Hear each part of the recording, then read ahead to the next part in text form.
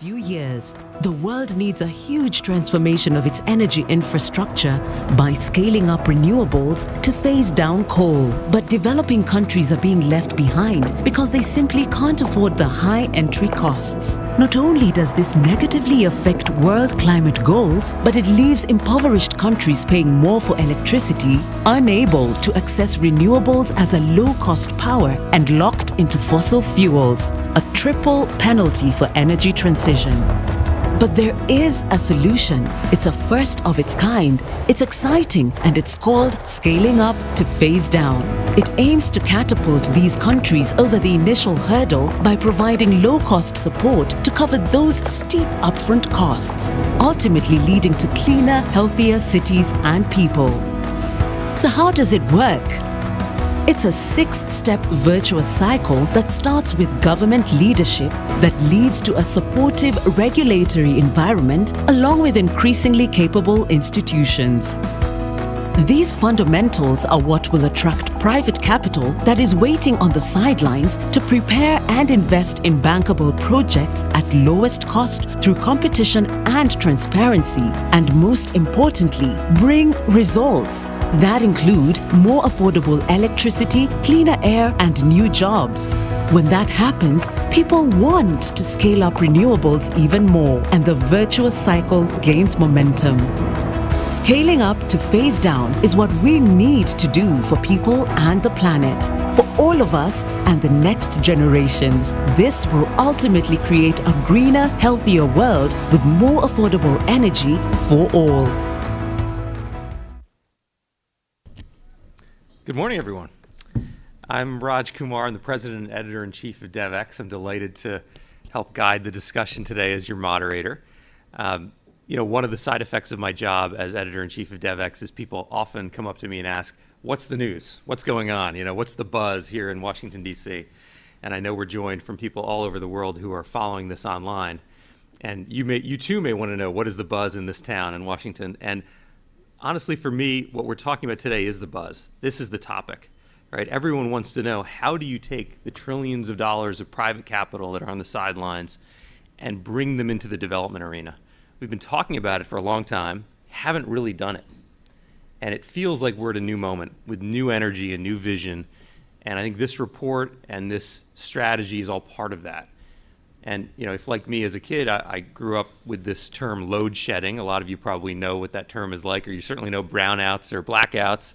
But for much of the world, when you experience the fact that electricity isn't always there, it isn't always reliable, you know that electricity is a key sector for this kind of transformation we're talking about, because all of the other sectors, whether it's water and sanitation or agriculture or health, they can't happen unless this transformation happens.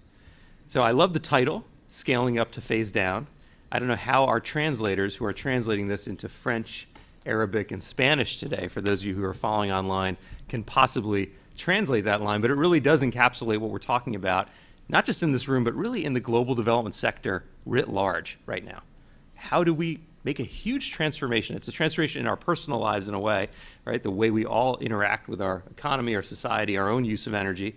But it's a transformation that's going to affect every country in the world, including low and middle income countries that are racing to build needed power infrastructure, but to do it in a way that doesn't make the problems of climate that they are experiencing the most even worse.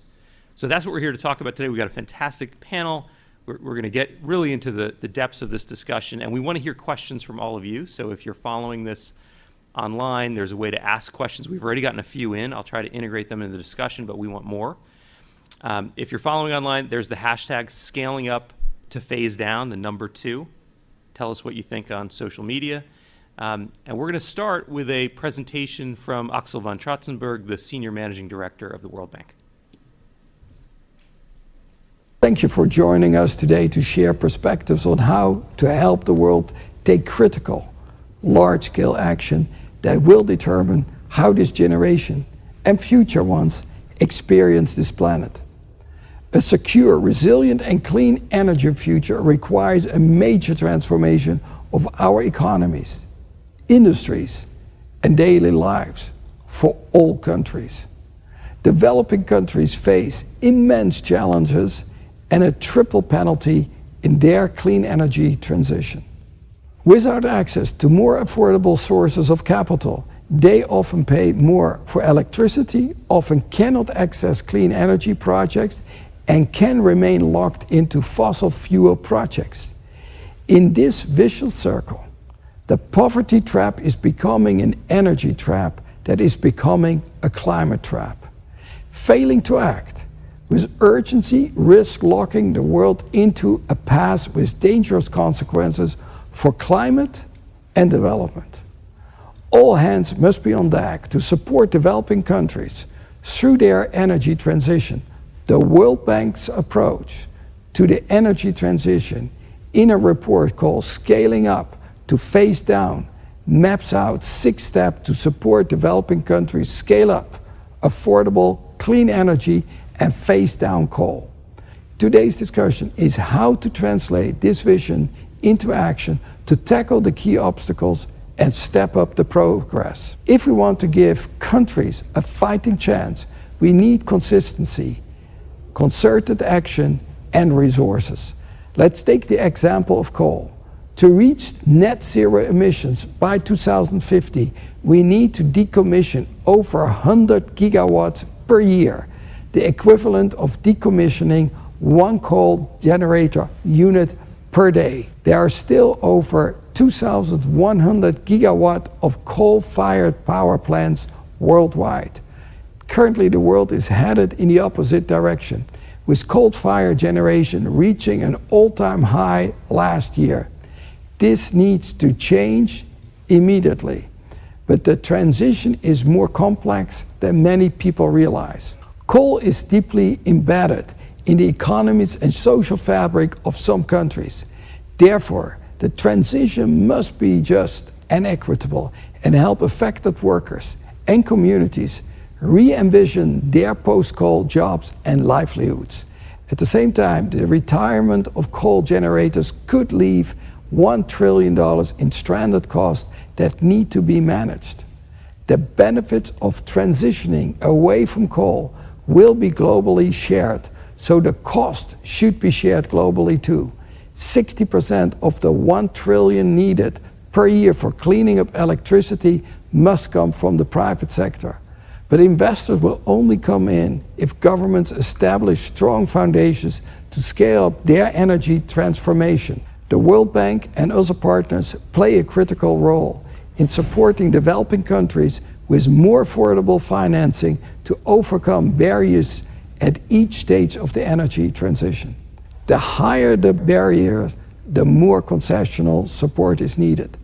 Developing countries cannot overcome the barriers to energy transition alone.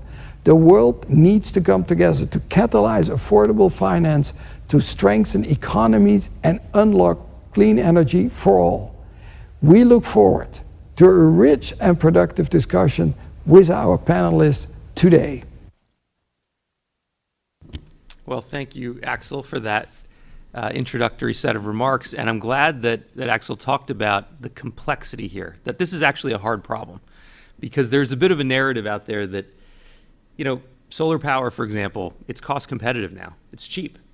So you might be led to believe this is an easy transition. Let's just switch, pick solar, don't pick coal. But obviously that's not what's happening in the world, right? It's a much more complex picture. And I think this report and the conversation we're about to get into is going to help to underline some of those complexities that Axel referred to and point to some possible policy solutions. So let me tell you who we have. We have Leila Ben Ali, who is the Minister of Energy Transition and Sustainable Development for Morocco, joining us virtually. Welcome, Minister. We have Alexia Latortue, who's the Assistant Secretary for International Trade and Development at the U.S. Treasury. We have, sitting right next to me, Paul Bodnar, who's the Director for the Bezos Earth Fund. And finally, we have Febrio Karakarabu, who's the Head of the Fiscal Policy Agency at the Ministry of Finance in Indonesia. So a truly global group. We're really pleased to have all of you here. And Minister, maybe we can just begin with you. I mentioned solar power, and when I think of solar power, I think of Morocco. But of course, as I said, it's complicated, right? Morocco is a middle-income country. You import a lot of your energy, and making the transition isn't so straightforward. Tell us about some of the complexities you face as you try to make this energy transition happen in Morocco, and what do you need from people in this room here in Washington, D.C. Right. Thank you so much. Good morning, good afternoon, everyone, wherever you are. As you already pointed out, Morocco being a middle-income country, I think energy transition is not a luxury; it's really a necessity. We are definitely in the middle of it, and our strategy really is to reduce our dependence on volatile and external energy sources, while at the same time trying to reduce as much as possible the cost of energy to our populations and the economic tissue of the country, and why not to the continent as well, Africa, and our partners in Europe.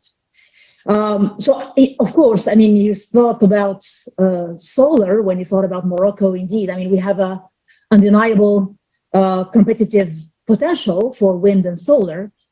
However, I think you also rightly pointed out, I think Axel rightly pointed out in his introduction, that consistency is really key. And for as far as we are concerned, as far as Morocco is concerned, we are having an ambitious target of 52% of installed capacity based on renewables before 2030. And we are very confident that we are going to reach it because, mind you, we have reached our original target of 40% of installed capacity based on renewable by 2021.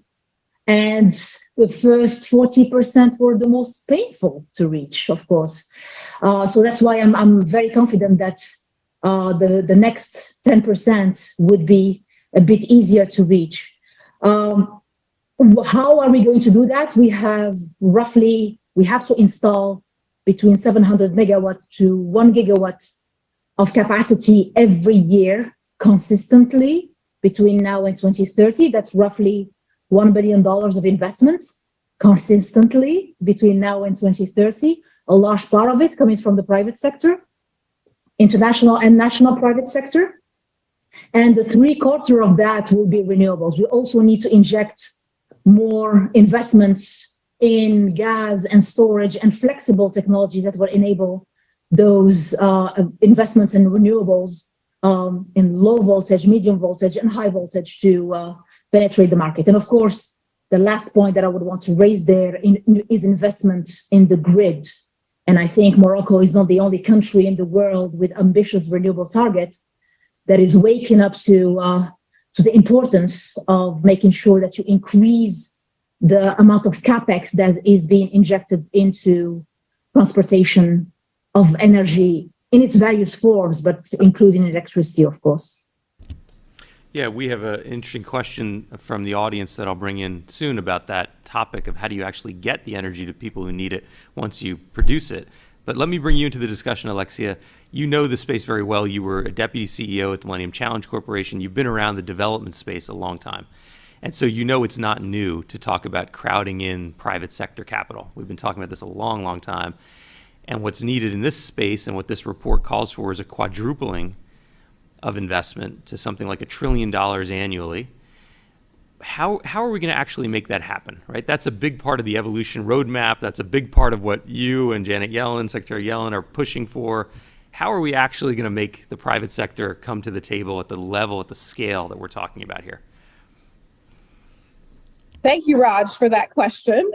Great to be with all of you. It's not a new question, but it's a more urgent question than ever before. And, you know, I think what is clear is that to be able to deliver the sums of money needed to help countries accelerate their energy transition so that they can have not only clean energy, but enough energy, reliable energy, affordable energy to really spur businesses to provide vital services to households, is that they will need all sources of finance available. And so the first thing that I would say, Raj, is we really need to leverage the MDBs. Absolutely. We need the private sector. Without them, we won't get there. We need philanthropy. We need domestic sources of financing as well. So all sources.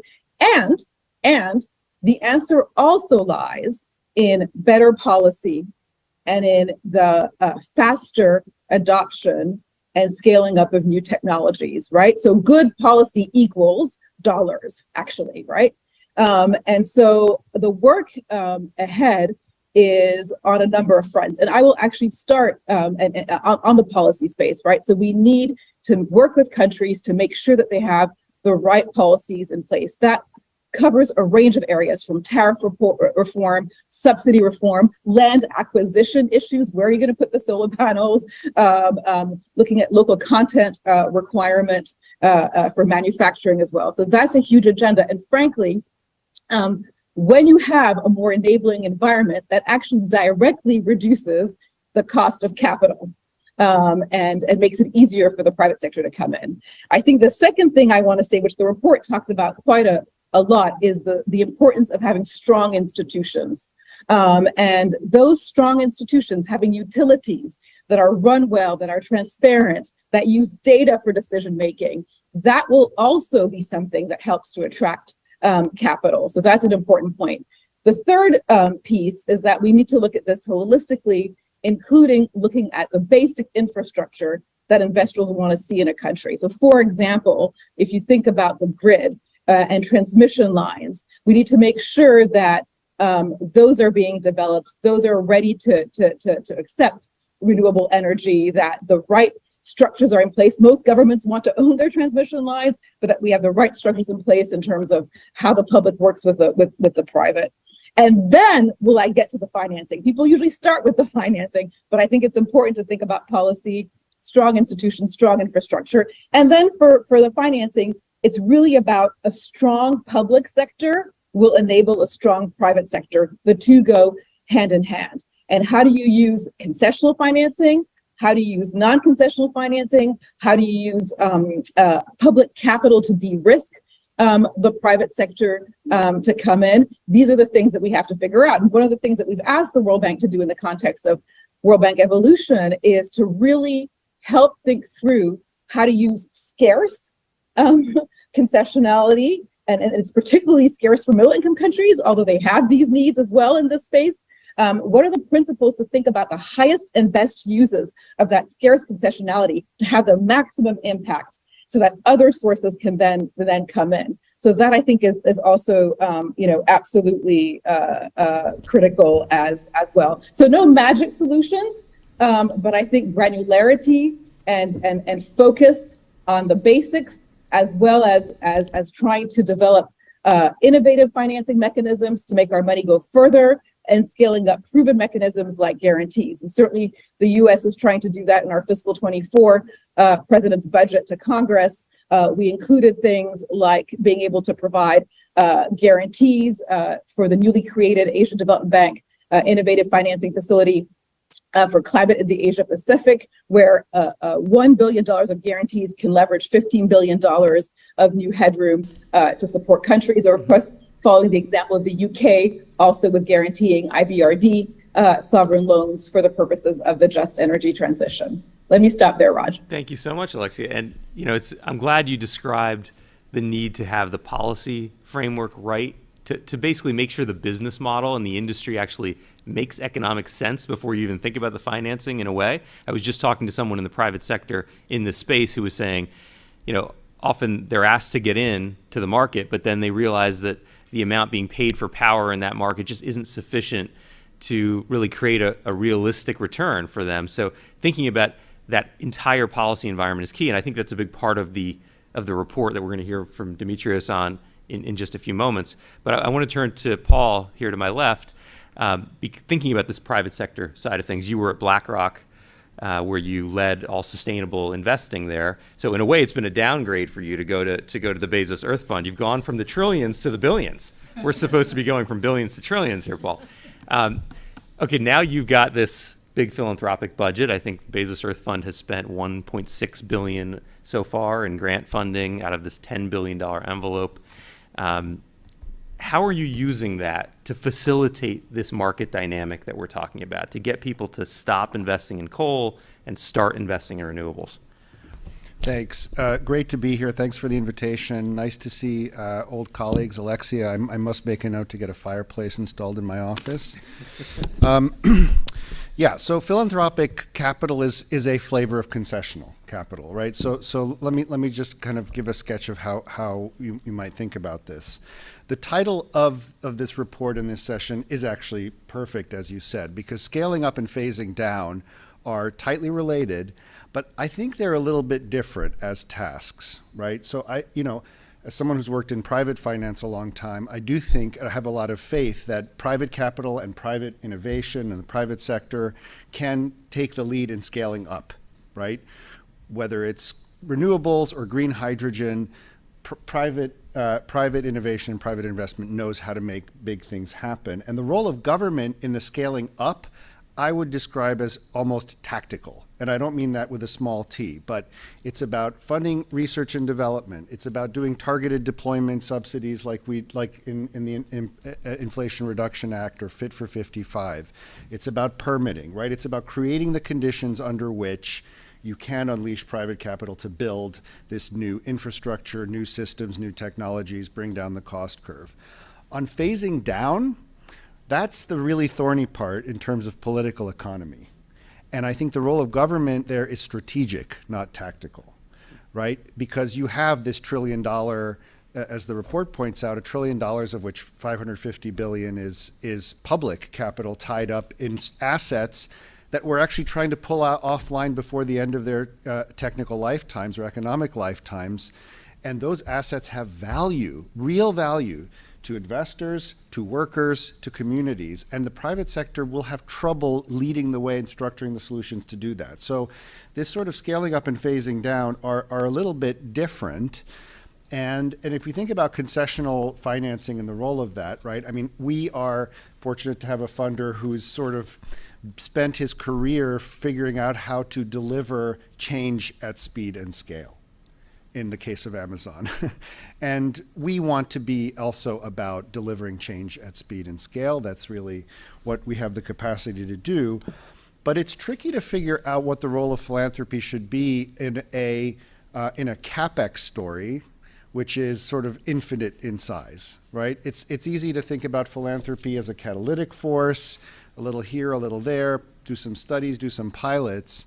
But when we're talking about blended finance or financing $1 trillion, right, you're not going to have some sizable percentage of $1 trillion capital stack provided by philanthropy in the form of grants. So for us, I think, to summarize, the agenda here is, we need to innovate we need to increase the quantity of concessional finance, including flowing through governments, because right now about $15 billion of grant equivalent financing from the OECD is powering the public finance that's tracked in the 100 billion calculation. 15 billion of grant equivalent is not that much.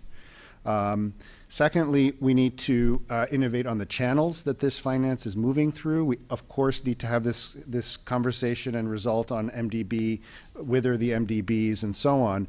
But also, we're not going to decarbonize emerging economies by pushing money through a straw from north to south, no matter how good the channel or how nice the straw.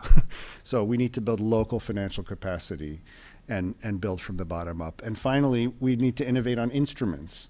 The bank has done some really great work in this area with a pilot auction facility, and it's something that you have inside the walls here done a lot of work to figure out how, at a time of diminishing political appetite for channeling concessional public finance, we can do a better job of demonstrating that can be channeled in ways that are transparent, results-based, and efficient.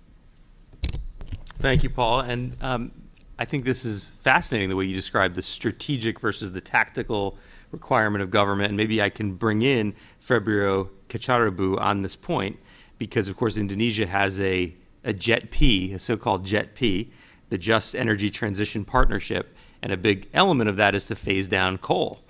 And I wonder how you think about the way that Paul described that and how it's going for you, how you intend to actually phase down coal. It is a tricky situation when you've invested, companies have invested in this capability. It works. People need energy. How are you doing this in Indonesia? Actually, we started back in 2021, COP26. We talked to a lot of people, including especially MDBs to start with. We know that we are not going to be able to do this all by ourselves. We know that this is going to be a power of commitment and also strong narratives globally. So we start with our commitment. We talk about our NDC commitment first. We know our Paris Agreement commitment. We improved, we enhanced it. And we know that through this narrative, we know that more than 50% of our commitment actually coming from the forest, and then another 45% of our commitment coming from energy and transportation sector. And we know the price difference in terms of reducing emission from each of these sectors. By looking at the pricing from the concept of abatement cost, I think we can also build a better narrative, because we're going to be talking to a lot of people, talking to private sector especially, talking about the same way. Are we on the same page on looking at the cost of reduction of the emission across sectors? Clearly in energy, we see that this is the most expensive one to abate. We know from the beginning, so that's why we start this conversation with a lot of parties, including MDBs and also including the private sectors. I agree with what Alexei just mentioned. We start with policies, talking about how are we designing our strategy to achieve our targets. We have milestones. First, we have 2030 milestones of achieving our net zero for forests, but also we're still going to be looking at net zero overall in our economy, achieving 2060 or earlier. And one point is, I mentioned that more than 40% of our target of emission is actually coming from energy sector. The electricity sector, especially the coal-fired power plants that we are going to early retire, the commitment of this early retirement roadmap and the proceeds in terms of the emission reduced as a result of these projects are still not part of our commitment in our NDC, which means that when we are going to work on the roadmap and implementing it and working together with a lot of parties, we are actually going to increase significantly in terms of the commitment for achieving our net zero much earlier than 2060. So having this commitment and also consensus together, we come up with how are we going to tackle this with solutions. A lot of people talking about blended finance, but a lot of times this is actually about blended effort to come up with the solutions together in terms of pricing discovery, in terms of understanding the contract, in terms of how are we going to find solutions together. And good news, like you mentioned, JETP, we're working together with IPG countries.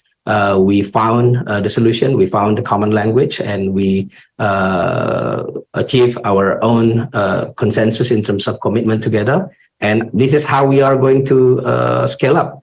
We know that we're not going to be able to do this alone. We know it's not going to be taking only one particular project and then that's going to be done. This is part of a roadmap, 2030, 2060, or much earlier than 2060. So this is taking a lot of effort, collaborating with a lot of parties, MDBs, GFANs, philanthropists, everybody, and finding solutions. And I think one point I want to add before I end is that we should start with projects.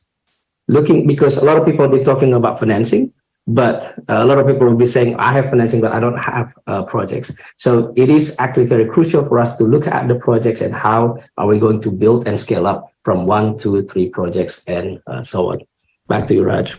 Thank you so much, Fabrio. And I'm intrigued by this theme that seems to be coming out from your comments today, from all of your comments, that you don't want to start with the financing. And your point here about blended finance, maybe we need to think about blended effort, is a good one because, blended finance is so small, it's hard to find. Right? We've talked a lot about it, but we haven't succeeded much in doing it. And maybe it's because we haven't done those blended efforts, which I think is a big part of what we'll hear from Demetrios on in a moment. But I know we have Minister Ben Ali just with us briefly. So I want to go back to you if we can, Minister, and just get your take on this issue. Many of us will be in your country in October. The World Bank is going through this transition. What do you want to see from the World Bank, from the evolution roadmap, from the changes this institution is making to better direct financing for the energy transition you're trying to make happen in your country? Well, thank you, Raj. This is a very broad question, and I think we're having multiple discussions with the World Bank and the IMF on the evolution of the Bretton Woods institutions to accompany us in tackling climate issues and making sure that we are all on the right track in our energy transition journey. I would just before I leave you, and thank you for making the time for me. And sorry, I have to step up to another meeting. I think what was being said was very interesting about the role of governments between the strategic and tactical by Paul. I just want to understand whether Paul was really realizing what he was saying, because you will end up having governments willing to leave aside the political benefits of the scaling up and paying the political cost of phasing down. And in most of our democracies, Morocco being one, the United States being another one, I think it's a different type of government that would create. But I think I really like the idea, and I think if we can push this model of political economy that Paul has put in front of us, I think if we can find a way to reward consistency in our public policies, that will help, especially the middle-income countries in their journey toward energy transition. I really like the idea about capacity building, particularly when it comes to local finance, because even if we don't want to start with finance, we end up having, I think, the ability to produce better projects, to produce scalable and bankable projects with better return on investment is definitely key there. And I really like the idea of making sure that those projects in the future are economically feasible and viable, because that will help close that gap between the pool of funding that is available and the projects that we are lining up in our respective countries to tackle the energy transition challenge. So I think if there are a few things that the World Bank can think about between now and October, when everybody will be in Morocco, in Marrakesh, for our annual meetings, I think that's one key area that we will definitely discuss.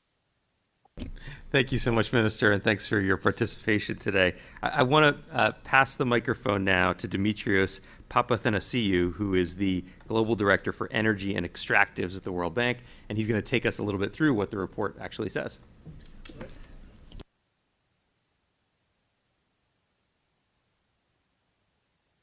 Raj, and thank you so much to the Minister connecting all the way in the evening from Indonesia, Minister Ben Ali in the afternoon from Morocco, and Alexia, it's good to see you again today. I think we both started our day early in the morning discussing pretty much similar issues.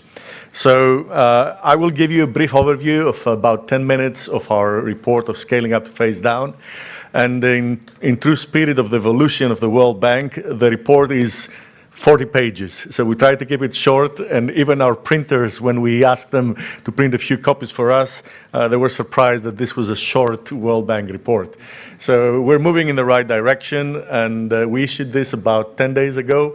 And I understand that we have a few thousand downloads happening already. So please use this opportunity to spread the message about this work and make sure that more people can access it. As Raj said, we focused a lot on the title, and the title demonstrates our priorities as a development institution.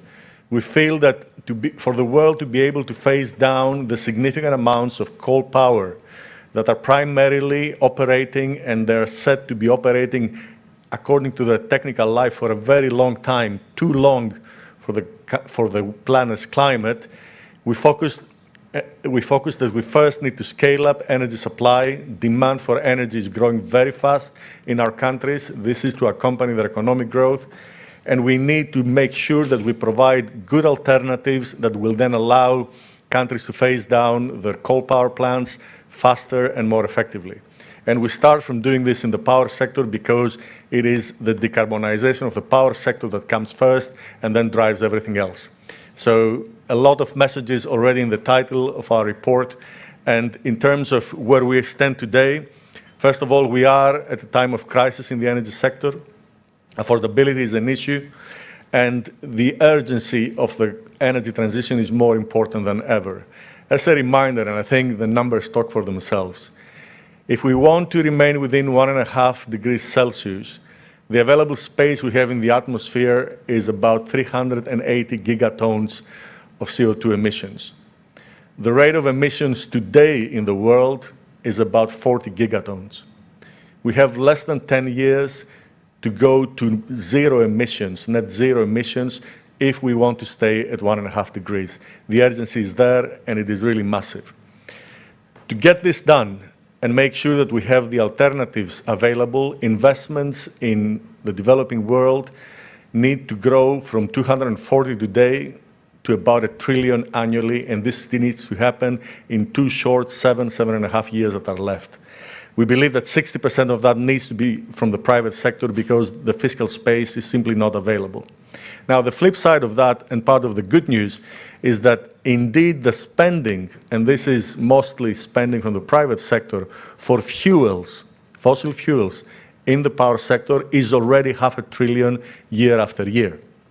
So what we need to do is find a way to translate this $500 billion of recurrent spending into servicing the debt and the equity that comes for the massive scale-up of the capital that we need for the energy transition. As a reminder, about half of this $500 billion is still used to burn coal, and about another third is going into natural gas. So the money is definitely there, and what we see is that we have a lot of recurrent spending on fossil fuels rather than using the funding to service clean energy financing needs. What happened today, and as Axel mentioned in his earlier remarks, what we're facing today is that low-income countries and middle-income countries pay much more for less clean energy.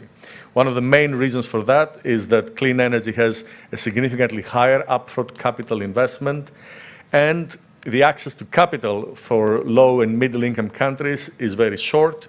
They have very high cost of capital, and in many cases, barely have access to capital. So that is already one of the main constraints. And our estimate is that this, just on the high cost of capital, without touching other issues, these countries end up paying 15 to 30% more for clean energy compared to what it costs in the higher income countries. And the result of that, of course, is that the countries where we work in are locked out of the economics of clean energy, and they're locked into higher cost fossil fuels. They're locked into pay as you go and burning coal and gas rather than going into the longer term clean energy investments. So how can we stop this? How can we get out of this poverty trap that has become an energy trap and that risks really become a climate change trap for the planet? We came up with this scheme at a high level, and this scheme is something that we have studied both in OECD countries, and we have seen it working in practice in some of the countries where we managed to kickstart the energy transition. So this is not theory, this is practice, and it is a summary and a highlight of what we have learned all these years working on the power transition. So first of all, we start with a government that commits and has targets for the energy transition. This then needs to be translated in the right legal, policy, and regulatory framework, so the paperwork needs to be in place. And then this needs to start feeding into institutions that can deliver what is in the paper. We feel that this is something that has been underappreciated in a lot of the analytics and the debates about why the transition is not happening. And we will come back to that as well. But focus on the institution and using, in some occasions, concessional financing to strengthen institutions is, I think, one of the contributions that we have put in this report that we would like to highlight. A lot of people say that we're missing the projects. There is a lot of capital, but we don't have projects. And we will argue that it is through stronger and increasingly stronger institutions, that you begin to have a pipeline of bankable projects. Someone needs to help to prepare the projects. We cannot stop just on the enabling environment. We need to deal with issues of permitting, of identifying the land, identifying connections, making sure that projects are going into the right place with the right priorities. And a lot of that, at least in the beginning of the cycle, needs to be handled by increasingly capable institutions of the government, or wherever we have markets, of the regulators of these markets that enable the transition. So once we have a pipeline of bankable projects, what we can then do is start with transparent, competitive processes that will allow us to see what is the market able to deliver for these types of projects. We need competitive and transparent processes, not just because this is an issue of legitimacy and doing things right, but because we want to move concessional financing in de-risking some of these projects. And it's very hard for people to deploy concessionality when projects are not done in a transparent and competitive manner. So again, this is tied back to institutions, but is a key part of the virtuous cycle that we're trying to kickstart. Whenever we have gone through these steps and we run competitive auctions transparently and competitively, we have gotten very good results. Some of the most competitive power has been delivered like that, and it is clean energy power. And of course, the result of that then is that the ambitions of government turn to become even higher, and then we can start the cycle again and be more ambitious, have more bankable projects, have institutions learning by doing the process, and we can deploy more of our capital in better ways. The private capital comes right there. Once we have bankable projects, once we can deploy de-risking instruments, and they are the ones who will deliver the results.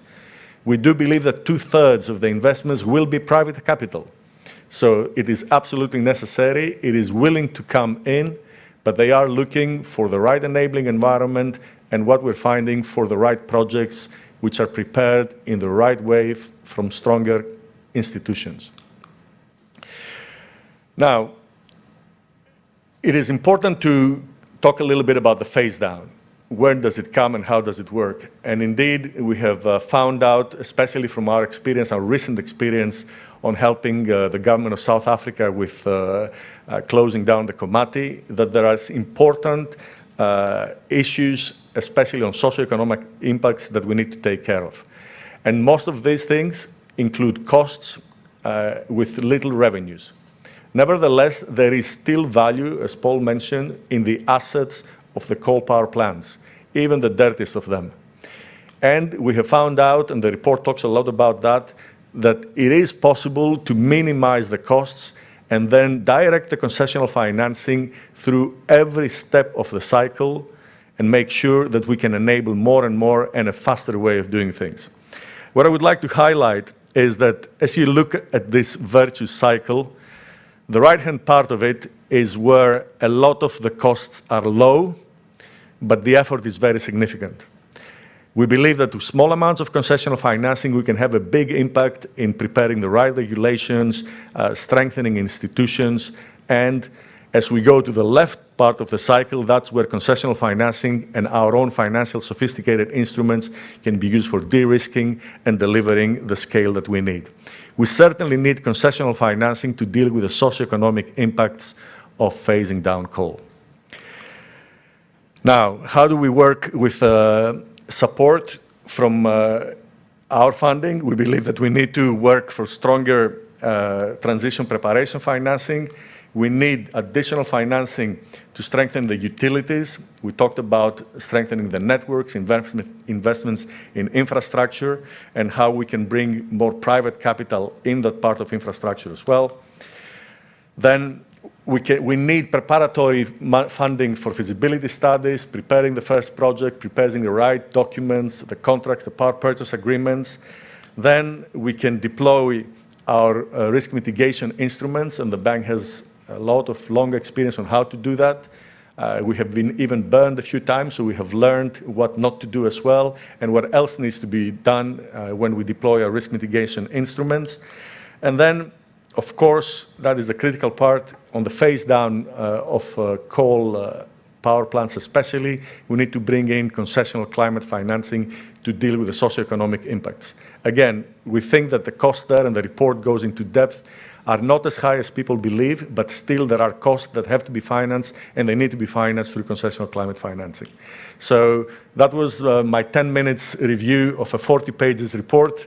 You can Google scaling up to phase down and have access to the report. It's publicly available, and I'm looking forward to the rest of the conversations. Thank you.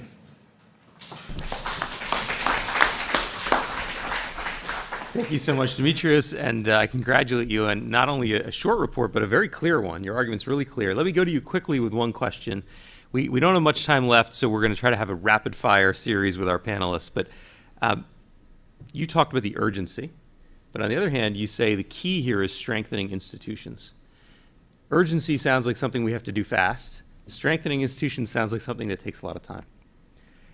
What do you say to people who are impatient? They want to move this agenda faster. How long is this going to take? I think our approach is that this is a cycle that moves fast and can accelerate every time you pass it on. What we have seen is that there is learning by doing at all levels of the cycle. And we have seen, in fact, especially when you get to the point where institutions auction projects, and they see, first of all, the tremendous interest that the private sector brings in, the quality of investors and sponsors that are interested in the projects.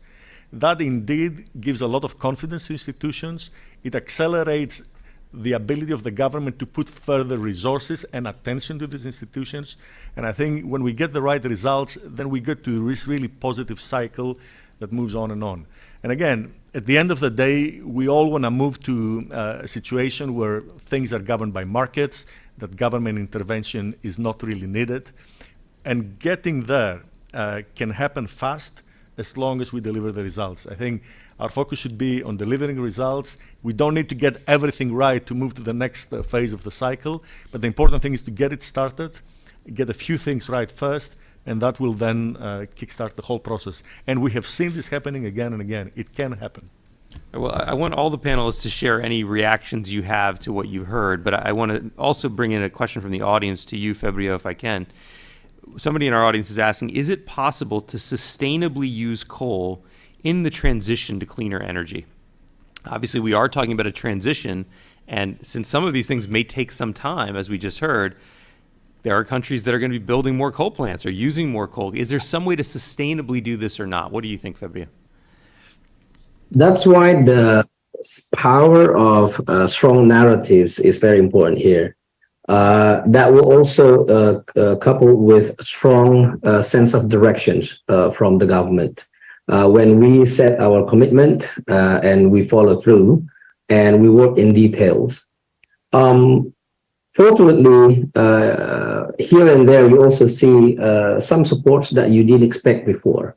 For example, we have this pilot project that we are going to hopefully able to finalize in terms of the financials by COP28 this year.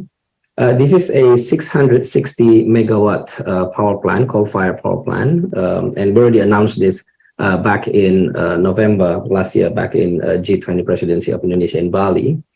And interestingly, this project of early retirement of a coal-fired power plant will be without any government support. It is going to be pure private driven. It is going to be involving about 7 years or more number years of operation of the coal-fired power plant to be cut, and this is going to be coupled with transition finance. So this is a very important another milestone for us, because we introduced transition finance narrative back in G20, and we actually put in a test. We revised our ASEAN taxonomy for sustainable finance to include transition activities in it. And that also gives some room for the private sector to be able to take part of this project by saying that they are going to be part of transition activities. And the financial market will be able to categorize themselves as transition activities financed by transition finance. So there are a lot of strong narratives. And interestingly, to your question about the sustainably, is it going to be sustainably done? it is interesting that you also followed, I hope you also followed, that there are some projects of coal-fired power plants, new ones, not really getting any financing from the market. So there are a lot of supports here and there, sometimes unexpectedly, but this is because of we have a strong sense of direction. Yeah, it's fascinating how much you're using this idea of narrative. I think it's a key theme that we should pick up on, and even just the focus on the title of the report, right? Getting the narrative right so people and populations and the public can understand what we're actually doing here is so key. Alexia, just briefly, what is your response to this idea, central to the argument that Demetrios is making, that if you want bankable projects, you got to first focus on strengthening institutions? Does that resonate with you? No, absolutely. It was, I think, one of my 4 opening points is that you need strong institutions, right? You need the utilities to be strong. You need the execution capacity to be strong. So the point resonates incredibly strongly. And if I may, Raj, I'd like to just echo a few other things that I heard. First of all, the narrative point that Fabio just made and that you picked up on, I think the whole power of the just energy transition partnerships that have sort of brought forward the net zero power sector emissions in Indonesia by 10 years, that has doubled the ambition for renewables to 34% by 2030 for Indonesia, is a narrative about a North Star climate ambition from a country that takes the policy changes, that takes public sector money coming in, including from the country itself, and that takes the private sector commitment with the GFANs coming in strongly. So I think that really resonates to me. I think on the coal phase down, just a point I wanted to make is, I think trying to make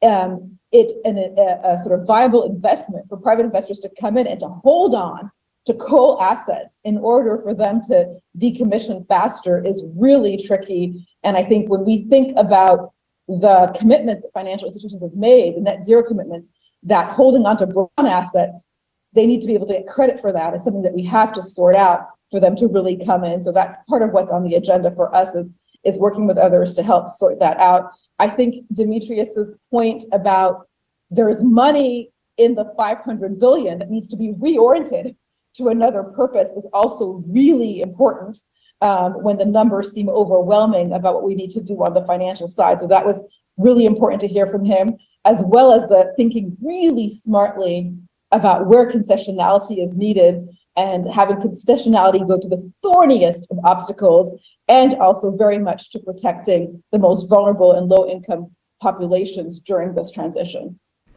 Thank you so much, Alexia. And Paul, just a final thought from you. I want your take on the report, of course.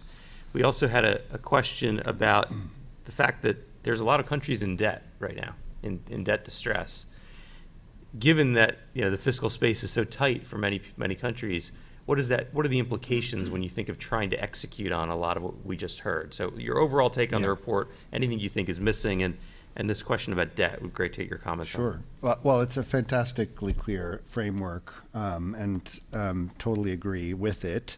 I think I would pick up on, as my next question, what Alexia just mentioned, which is that what do we do about this 500 billion, right? Where does that live in this framework? Because what we've seen is in the U.S., there have been some very creative coal phase-out transactions, ratepayer-backed bond securitization, which basically, in a regulated power market, where the taxpayer is the same person as the ratepayer, allows you to refinance and retire a coal plant and provide clean power, and it's a net benefit to the ratepayer taxpayer.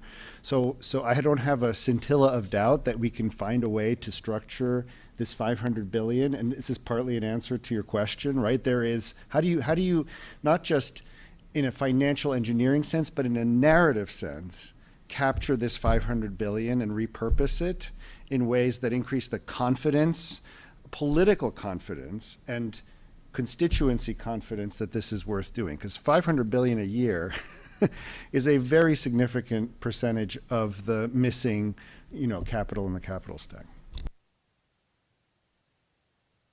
Yeah, sorry for jumping in, Raj. One quick point I wanted to make is that the 500 billion is money that we have measured and we know is being spent to burn coal and gas. There is an additional significant amount of money that goes in misdirected subsidies. And we are putting the numbers together, especially last year because of the war in Ukraine. The costs of fossil fuels have been way too expensive, and the amount of subsidies has been enormous throughout the world. So it is not just this $500 billion there that we know is being spent to burn fuels. There's a significant amount of funding as well that goes year after year after year into the wrong type of subsidies. And we are working on this. We're doing some analytics on the subsidies, and we will be setting them as we go forward. Thank you. Yeah, that's a great point, and some of those subsidies are very significant in certain countries. I'm not going to try to summarize this whole conversation before I pass it to our last speaker. I'll just mention a few terms and ideas that popped up that I think are fascinating. One is narrative. Getting the narrative right is so important. I think the report really tries to do that. Another is political economy, right? Let's not forget that these are highly politicized issues, and we need to be thinking about the political economy if we want to make the transition happen, the strategy and tactics, as you described, Paul. The other is institutions. Right, Alexia said, let's not start with the finance, and clearly your report doesn't. You say we got to start with the institutions. So the pacing and the way we frame the framework in our own minds, the mental framework around how we get to the transition is so key. So those are just some of the key points I think that floated up for me. I'm sure there are many others. I'd love to hear from those of you in the room and online on social media what you thought. But let me pass it now to Guangxi Chen, who took over the Vice Presidency for Infrastructure here at the World Bank just a couple of months ago. We'd love to hear your closing thoughts. Well, thank you, Raj, and also like to thank the distinguished panelists for investing time and help launch this great report. I think the conversation regarding this international community, how we can work together to really better support low and middle income countries to address this particular challenge in the power sector, how do we can scale up renewable energies, but also phase down coal in the power sector. And this is obviously really needed for meeting the climate goals. I think we all agree on that. The challenge we all discussed is daunting. I think it's important to repeat that message. It's been said a couple of times, the so-called triple penalty facing the low and middle income countries, right? Because the lack of access to affordable capital, so they're paying more for electricity, and are locked out of the economic use of clean energy, but also locked into a fossil fuel path, and which are very volatile, as Demetrius mentioned about, particularly in the last couple of years. And all speakers agree that no modern energy, there will be no modern economy. And it's not just about energy. We must expand clean, affordable, and renewable and just energy. And energy transition will enforce security and development. The report introduces this vectorial cycle to create conditions to scale up investment in new energies and translate momentum for retiring coal plants and addressing the economic and social environmental impact surrounding the coal phase down. So in conclusion, I think the foundation for the vectorial cycle for energy transition need to be set by the government. I think Paul mentioned about that strategic role of the government, and supported through concessional finance to break down the barrier they face, and with the goal of priming the pump for private financing. Through the discussion, I think the key thing, though, wearing my infrastructure hat, is that this discussion about energy can actually be equally applied to other sectors or in the infrastructure. Wearing my previous hat as overseeing the water practice, in fact, I see this vectorial cycle equally applicable to water utilities. We're talking about water scarcity challenge, a water security challenge is the same thing.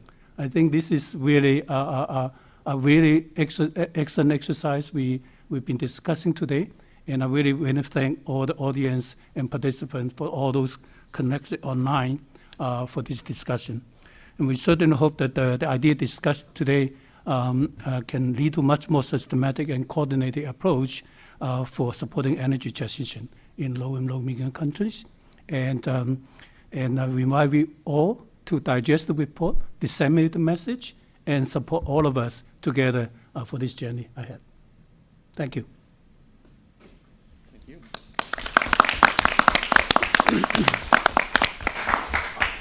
Thank you. I think that concludes our session. Thank you so much for being with us. Thanks to our panelists and everyone who's joined virtually. Enjoy the rest of the day.